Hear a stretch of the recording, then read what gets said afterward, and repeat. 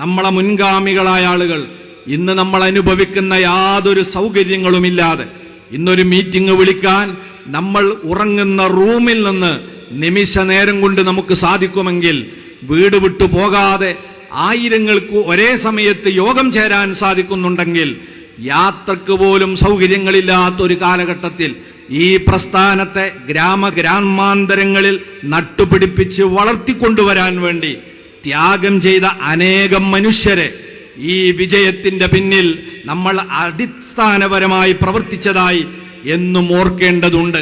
എല്ലാ വിജയങ്ങളുടെ പിന്നിലും പാവപ്പെട്ട ഒരുപാട് ആളുകളുടെ കഠിനാധ്വാനങ്ങൾ ഉണ്ടാകും. ഇതിനു വേണ്ടി അധ്വാനിച്ച അനേകം ആളുകൾ കൊല ചെയ്യപ്പെട്ടിട്ടുണ്ട്. ഒരുപാട് ആളുകൾക്ക് അന്നം മുടക്കപ്പെട്ടിട്ടുണ്ട്, ജോലി നിഷേധിക്കപ്പെട്ടിട്ടുണ്ട്, പള്ളിയിൽ നിന്നും മദ്രസയിൽ നിന്നും ഇറക്കിവിടപ്പെട്ടിട്ടുണ്ട്. അതെ, ദർസുകൾ അടച്ചുപൂട്ടുകയും അവരെ മഹല്ല് തലങ്ങളിൽ നിന്ന് ബഹിഷ്കരിക്കുകയും ചെയ്തിട്ടുണ്ട്. ഒരുപാട് ആളുകളുടെ കണ്ണീരും അവരുടെ പ്രയാസവും ഏറ്റുവാങ്ങിക്കൊണ്ടാണ് നമ്മുടെ പ്രസ്ഥാനം വളർന്നിട്ടുള്ളത്. അതുകൊണ്ട് ഈ അഭിമാനകരമായ നിമിഷത്തിൽ നമുക്ക് ഏറ്റവും വലിയ കടപ്പാടുള്ളത് നമ്മുടെ മുൻഗാമികളായ, നമുക്ക് വേണ്ടി ഈ സൗകര്യങ്ങളൊക്കെ ഒരുക്കി തന്ന നമ്മളെ പൂർവികരോടാണ്. അവരുഴുതുമറിച്ചിട്ട ഭൂമിയിലാണ് നമ്മൾ കൃഷി ചെയ്യുന്നത് എന്ന ഓർമ്മ എല്ലാ സമയത്തും നമ്മുടെ പ്രവർത്തകന്മാർക്കുണ്ടായിരിക്കണം. ആ ത്യാഗമാണ് അവര് നമ്മളെ ഈ വിജയത്തിലേക്ക് നയിച്ചിട്ടുള്ളത്.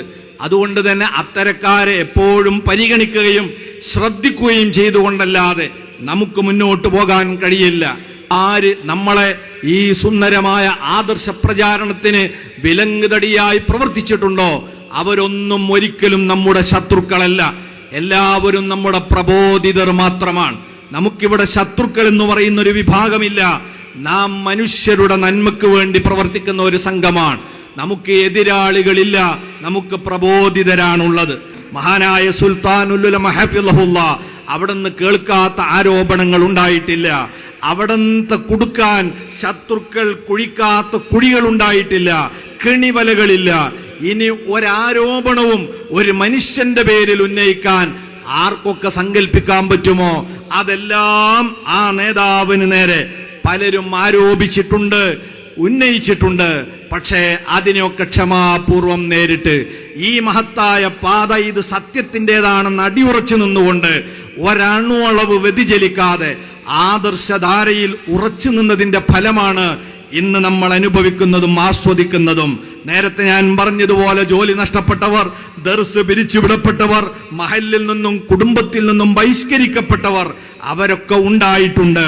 അവരോടൊക്കെയും നമുക്ക് എന്നും മമതയും നല്ല ഓർമ്മയും നിലനിർത്തി അർഹിക്കുന്ന പരിഗണനകളും സ്നേഹവും അവർക്ക് സമ്മാനിച്ച് ഇനിയുള്ള തലമുറയെ കൂടി ഈ നന്മയുടെ വഴിയിലൂടെ നടത്താൻ പുതിയ കാലഘട്ടത്തിന്റെ പുതിയ തരത്തിലുള്ള വെല്ലുവിളികളെ മനസ്സിലാക്കിക്കൊണ്ട് ഈ ആദർശ പ്രസ്ഥാനത്തെ, യുവജന പ്രസ്ഥാനത്തെ മുന്നോട്ട് നയിക്കാൻ വിജയകരമായ 70 വർഷക്കാലം നമുക്ക് ഒരു മാർഗദർശനമാകട്ടെ എന്ന് മാത്രം ഉണർത്തിക്കൊണ്ട് പ്രാർത്ഥിച്ചുകൊണ്ട് എളിയ വാക്ക്